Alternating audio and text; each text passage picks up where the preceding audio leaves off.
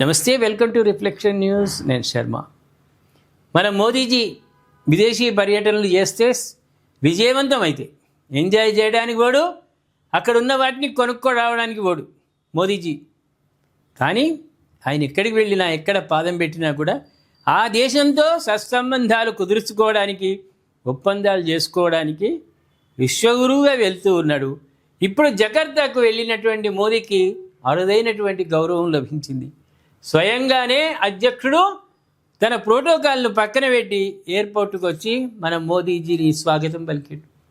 అదేవిధంగా ఆ దేశ సరిహద్దులో ప్రవేశించగానే యుద్ధ విమానాలు రక్షణగా ఎస్కార్ట్గా వెళ్ళే మన మోదీజీ విమానానికి ఎస్కార్ట్గా యుద్ధ విమానాలు వచ్చినాయి. అంటే మన దేశానికి, మన మోదీ గారికి ఎంత విలువ ఇస్తున్నారు ఇందులోనే తెలుస్తుంది. అన్నము ఉడికిందా లేదా ఒక మెతుకు చాలు అన్నట్టుగా ప్రపంచంలో ఎక్కడికి వెళ్ళినా మన మోదీజీ వారిని గౌరవించడమే కాదు, ఒక రకంగా వారిని గౌరవిస్తే మన భారతదేశాన్ని గౌరవించినట్టే.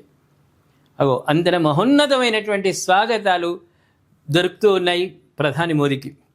మనం ఒక్కసారి డీటెయిల్స్లోకి వెళ్దాం.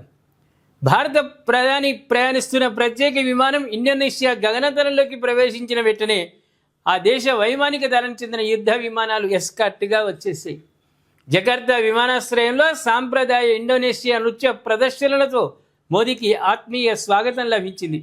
ఈ పర్యటనలో మోదీ అధ్యక్షుడు ప్రభోవో సుబియాంటోతో ద్వైపాక్షిక చర్చలు జరపనున్నారు. భారత్ ఇండోనేషియా సమగ్ర వ్యూహాత్మక భాగస్వామ్యాన్ని మరింత బలోపేతం చేయడం, వాణిజ్యం, రక్షణ, సముద్ర భద్రత, పెట్టుబడులు, సాంకేతిక రంగాల్లో సహకారాన్ని విస్తరించడంపై ఇరువురు నేతలు కూడా చర్చించనున్నారు.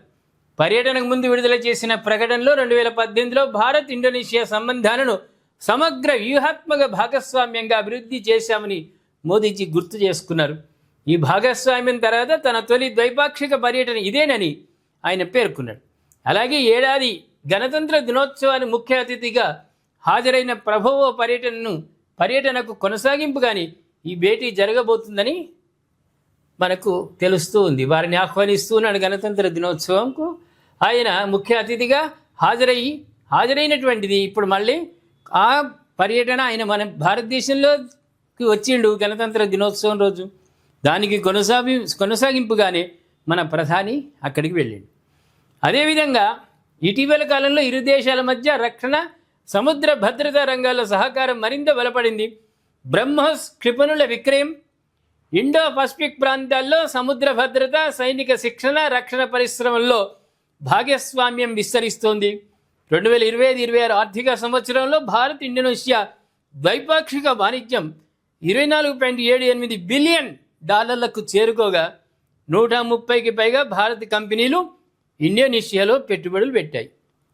మన దేశం వాళ్ళు ఇండోనేషియాలో పెట్టుబడులు పెట్టి అక్కడ ఉద్యోగులకు నిరుద్యోగ సమస్య రాకుండా చేస్తున్న నిరుద్యోగులకు ఉద్యోగ కల్పన చేస్తూ మనదంటూ ఏందో అక్కడ సత్తా చాటుతున్నటువంటి విధంగా జరుగుతూ ఉంది. అక్కడ ప్రభుత్వం కూడా మన కంపెనీలకు పూర్తి అండదండలు ఇస్తుంది.